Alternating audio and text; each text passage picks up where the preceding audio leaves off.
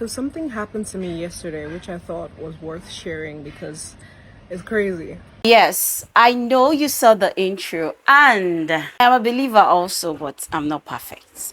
But some believers tend to do the most. And in this video, we're going to be listening to what Deborah Eneche has to say about believers.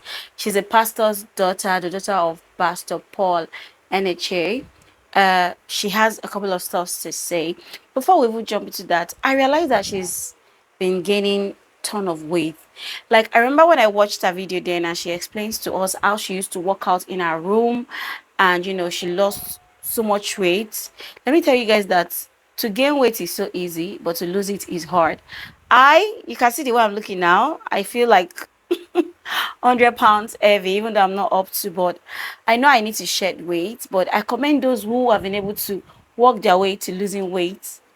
Even though they gain it back, I'm sure they can still work out or do whatever they did before and lost the weight. But anyway, this is not what this video is about. Let's listen to her as she comes out to blast Christians.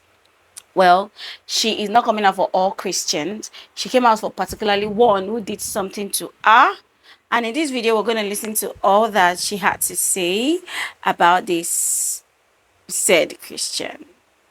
So something happened to me yesterday, which I thought was worth sharing because it's crazy. So I'm walking in the mall, went to get something with my sister. I'm walking about and I'm in ShopRite, and this lady runs up to me, really excited. Like, in fact, it was shock. It wasn't excitement. It was like, oh. She ran up and she was like, "Oh my God, I can't believe I'd ever meet you. Can't believe this is you in the flesh." I thought it was cute. I thought it was sweet at first, until she says, ignore the stain there, until she says, actually, I was in your comments the other day, and I commented that I was in church and I saw you walking, and I thought they brought a masquerade into the church until I saw your face. And my face just turned down. I wasn't like angry or anything. I was just like, okay, why are you telling me this? My sister is less like me. My sister went fully like, what the hell kind of story is this? But what really struck me was I looked at her daughter, and her daughter had like the utmost look of disappointment on her, and I just walked away. I didn't say anything. I just walked, like, what do you say to that? But it made me realize three things. Sorry, I'm in Nigeria, it's hot. Anyway, it made me realize three things. One, those who talk about you behind your back are always there behind your back. If they were on your level, if they were ahead of you, most likely wouldn't speak that way about you. Anyone who loves you doesn't speak poorly about you. Secondly, I just was shocked that someone who calls themselves a Christian, a believer, would consciously admit to me that she bullied me. It just made me realize the culture we have as Christians, especially in Africa and in Nigeria specifically. We have I can't get into it because I don't want to be accused of being what's the word, reductive, but generally we have this disposition towards our own. We are the first to bully Christians. Christians are the first to bully Christians. The most rancid, rabid, unfortunate comment sections I ever come across on the internet tend to be from Christians. And we claim to serve a God of love. God is love, 1 John 4:4. We are supposed to be embodiments of his love. How can others know about Jesus if we don't portray the same love that brought him to the earth? It just surprises me that this is how we see ourselves, and this is how we portray ourselves. And we expect people to come to Jesus. We talk about fire and brimstone, and those things are real, but the only magnet I have from Jesus that pulled me is his love. It's not the judgment or the fear of it, it's the love. you know?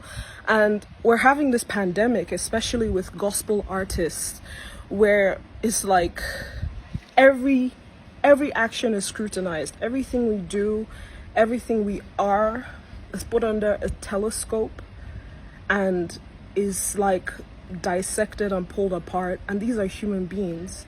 These are people who lead lives, who have feelings. We don't think about that. You never think about it until you actually meet the person. It's like, it's a human being with eyes and a brain and a heart. Like, it's a human being like you. What are we doing? I mean this with all the love in my heart. The Bible lets us know that the judgment will start with the church. Jesus isn't going to start with the sinners, because, well, of course they will be judged, but they didn't really know better. We know better, And Peter says it is a fearful thing to fall into the hands of a living God. Just imagine, at the end of life, at the end of all we've done here, when we thought it's all said and done and we have the curtains fall, what will we be remembered by? What will people say about us? Oh, she was so mean. Every time I sat with her, she gossiped. That guy, his mouth is bad.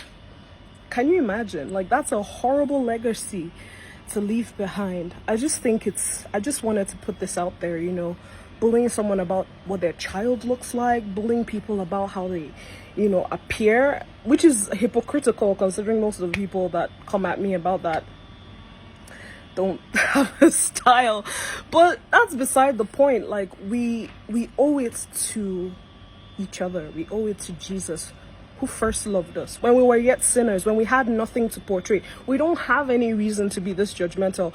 What do you have that God hasn't given you? This is in the Bible. What do you have that God hasn't given you? If you think you're a better stylist than me, fair enough. But you don't have to say it. If you think that, someone has done something shady behind closed doors, it's not, it breaks my heart when I see that the Christian blogs are the ones that start the worst rumors and they spread it about. We are the ones who come at ourselves. Like, it's crazy. The final thing that I learned from the whole experience, heaping coals on your enemies' heads is a real thing. And that's what I want to wrap this up with. I just think we should move with the love that Jesus said we should have. He said, if your enemies slap you, turn the other cheek. Turn the other cheek. That's what we call real discipleship.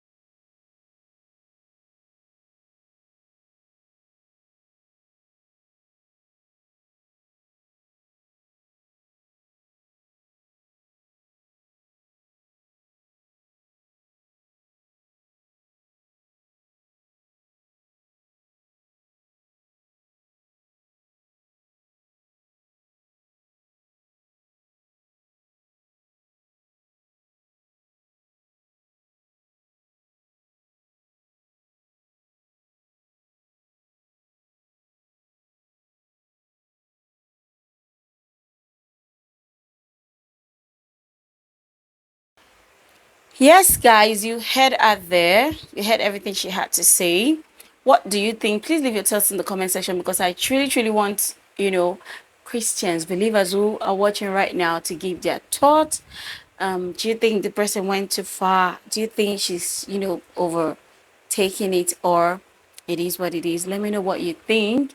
I'm not going to be saying what I think in this video because I want to hear your thoughts, okay? So I'm leaving you guys to take charge of the comment section of this video, and I'll see you guys in my next video. Bye.